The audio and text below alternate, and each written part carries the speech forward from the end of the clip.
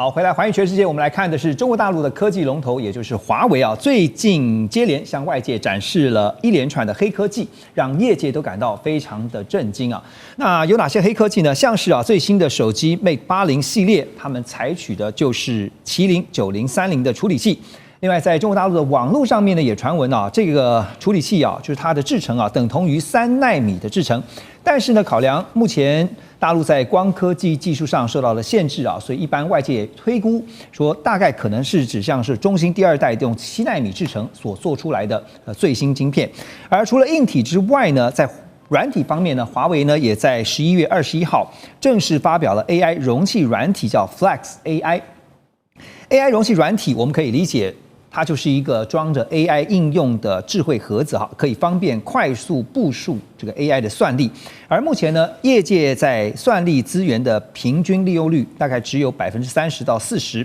Flex AI 呢，号称是可以透过算力切分的技术，把单张 GPU 算力卡精准切分，那么把这个呢实现单卡同时就一张卡就可以同时承载多个 AI 的工作，让算力的资源平均利用率再提升30%所以算是大幅的提升。那现在软硬体都有新的技术的展现跟突破，其实要表达的是不是就是一种我命由我不由天之前就像大家讲说，这个中国大陆的科技呢，你是封不住的。好，那现在聂老师你怎么看？就是说麒麟9030的处理器真的，现在外界都觉得怎么做出来的因为号称是用3奈米的这个制程，但是到底突破到什么样的程度？有很多东西中国所做的东西太神秘，你要我马上讲得很深，还真的非常难。即便我们被很多人认定我们在大陆的研究蛮多，不管从经济从科技角度我们先讲一下，中国为了要推它的这个晶片用了多少心力？你想想看，2001年当时台湾人张如金有没有带着台湾的团队到了浦东去做了中芯半导体？对。也号称要打造国际晶片，打了20多年。请问这个2000到现在25年了，做了什么？还是不到成功。但是它有水位的提升。那中国它的整个变脸，是因为它后来赚足了全世界的外贸财嘛。外存从1兆、2兆、3兆、4兆，大家知道2006年1兆，2009年2兆，2011年3兆，2014年4兆有钱人使鬼推磨，它开始扎了所谓的2014开始新上来的红色供应链2003到2014，中德工业4.0。最重要，他们已经把眼睛开始雪亮去做科技的基金的研发的技术，单晶一期计划2014年，单晶一期计划2期计划2019年，3期计划23、24年。各位去看一下，他们有些没达标，因为没达标，一些高层就被下马，因为贪污官吏还是在里面。可他们真正上层，真正亦步亦趋的走这条路的时候，这个神秘就很可怕。你要知道，美国在矽谷的科技，它已经很多创新事业已经到了一定水位，可它成长还是有比较慢。中国是突然在往上的，就跟它在2002年到2014年的经济成长一样。你知道这个很可怕，到所有的科技都突然出现。我先讲一下，他们的经济有所谓的5规划，大家都知道，以前叫5计划，从15到5规划，现在15规划。第二个，他们所有的科技，它更严峻的去规划未来。最重要一个文本就是《中国制造2025》，在2015年写的，它有10大领域的未来。第一个就是我们现在讲的所有的未来资讯科技 AI 5G， 它叫新一代讯息。我要讲的，它只讲2个话，叫做工业化、资讯化。那你讲说它到底有没有未来？我跟大家讲一下其实它已经传出好多次要3奈米下，但是都太难做到，一次又一次。我就举例这个麒麟好了，你讲这个麒麟这个9030，其实你记不记得在2年前，2023年而已，在 Nancy Pelosi 来台湾的2022年隔年，他们商务部长到了大陆去做了一件事，他要求带着这个使命说，要求中国不能再发展科技，你太快了，影响到我们国安。结果才一去，人家送他一个 Pro Max 多少60。他当场吓到，带回美国拆开，技术哪来的？开始用这个来封锁中国。为什么他还能拿到这些东西？有没有？去年 Mate 70，这个他配上 Mate 80，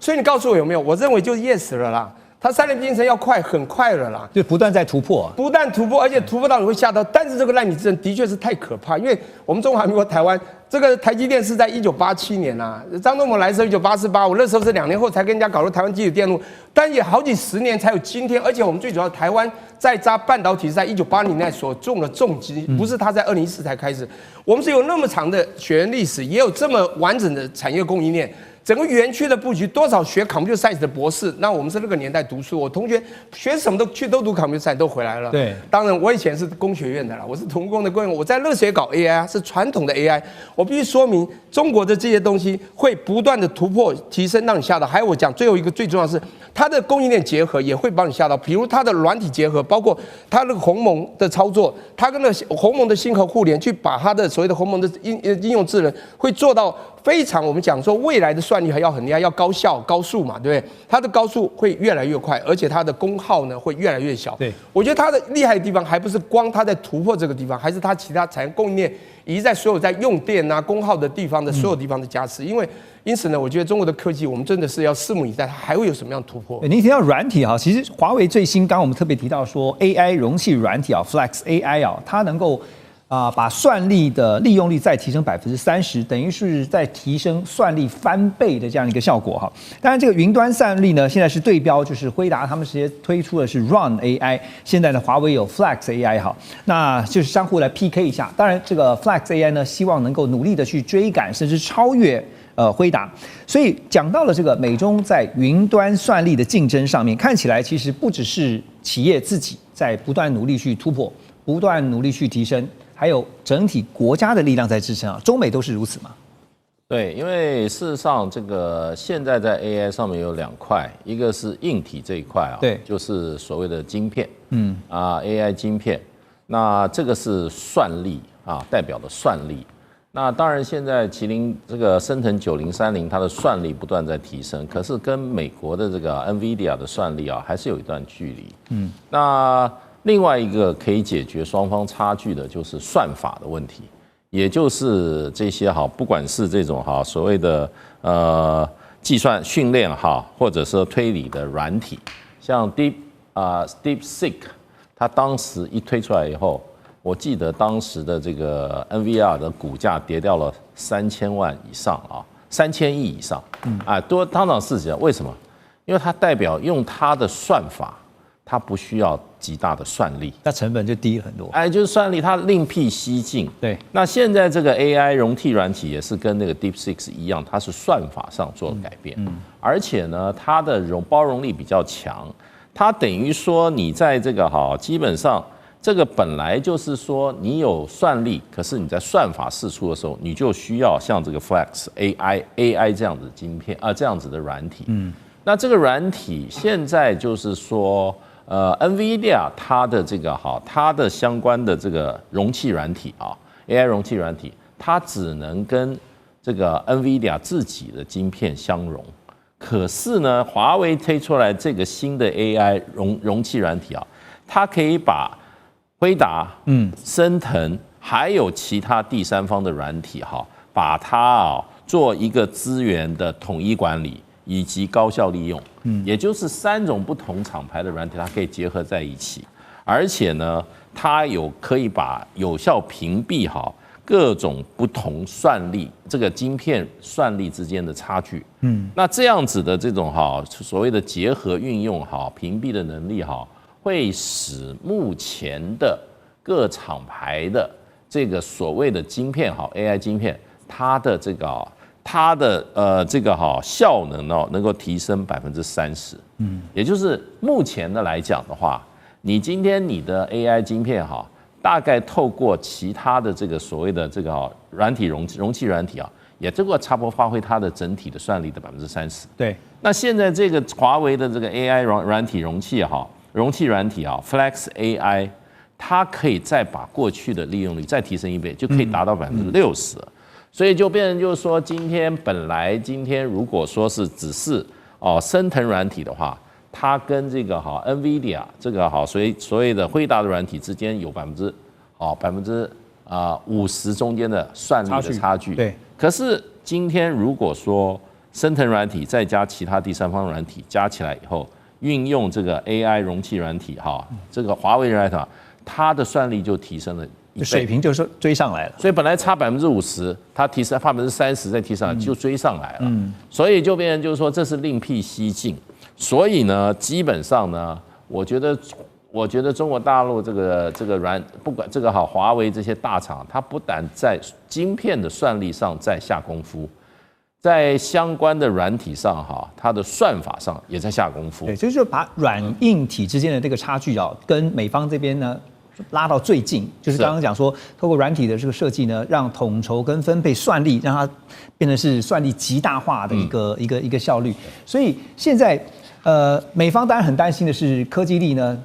被中国大陆追上啊，所以呢，现在在美方这边呢，看到彭博11月22号有一个报道，说美国官员正在针对是否允许辉达向中国大陆出售 H200 AI 晶片展开这个初步的讨论。美国商务部也正在审查要不要变更禁止政策，但是强调说这个计划呢，还是有可能会变来变去还是有一些调整。那辉达执行长黄仁勋之前就一直在游说川普政府，希望能够暂时暂缓这个限制措施。辉达也表示呢，现在的措施让公司被迫退出全球的最大半导体市场中国大陆。如果 H200 能够获准出口，就会是向大幅松绑美国为了阻止中国大陆的 AI 所设下的贸易限制。好，简单来讲，我要问的是 H200 有可能解禁吗？它要考虑解禁的考量会有哪些？其实H200就像刚刚这个介老师所讲的其实是高阶算力算力的高阶，然后呢也是最新最强的一代然后它是这个全球呢这个在一个高端的 AI 公司呢所必须要的。是。那现在中国因为被管制是没有嘛所以呢，我想 H200呢是美国掌握全球 AI 算力的一个优势所以我们经常听到业界的讲一句话，就是说 AI 呢是这个H200呢是 AI 时代的一个基础这个建设的一个晶片我们知道基础建设最重要，没有这个晶片，那就谈不上什么基础建设，就谈不到以后的工程跟建设所以人家说谁掌握了 H200呢，谁就掌握了 AI 能力那刚刚这个何龙你所提到的刚好是就美国有意要去解禁这个 H200那我倒觉得他现在要解禁，那可能有几个部分我们必须要去注意到的就是说最后的决策的细节，不是川普或是谁讲一句话就可以了，因为他有一个既然 AI 或是科技是现在美国的要去遏制中国的重中之重，所以他必须要有最终的决策细节，还有附带的条件，还有国会的回应别忘记了国会其实有时候会撤走这一段，是因为既然是谁掌握了这个 H200，谁掌握了 AI 嘛，所以这个部分恐怕也是在国会是非常一个会交战的一个地方然后此外呢，是还有其他的一个技术和产品呢，会一个解禁的行动。如果光只有 H200，那这样可能是一个特例，而不是以后就是一个解禁的一连串不尽然对。那当然这个部分呢，是否能够代表它的要不要大幅解禁呢？我觉得有几个部分呢，可能还是去观察的那第一个这个只是讲，但是官方呢还没有要承诺解禁那他只是说所有方面有可能都会变动，还会变动。对有可能变动。变动就是代表变数，所以我想说，我们也不用期待说一定判定会不会而且呢，再加上它是不是针对性的解禁而不是全面性的解除管制。那第三个呢，我觉得美国现在它要考虑的一个，尤其在 AI 它关键所在是国安、国家安全，还有技术领先跟供应链控制这三件事情如果一起考虑的话，我觉得 H200其实是很大的变数，因为要考虑国家安全要考虑技术领先考虑供应链的控制，所以我们从这上面去看的话，恐怕这一条解禁之路是非常的漫长，而且是不定数性很高的。而且说这个美国想卖中国大陆，就算最后达成协议要卖 H200，绝对不可能是卖最新的，就是比照美规的这个最新的，一定是降规版的可是就算要卖，那也得看中国大陆到时候让不让进。我们休息一下，马上回来。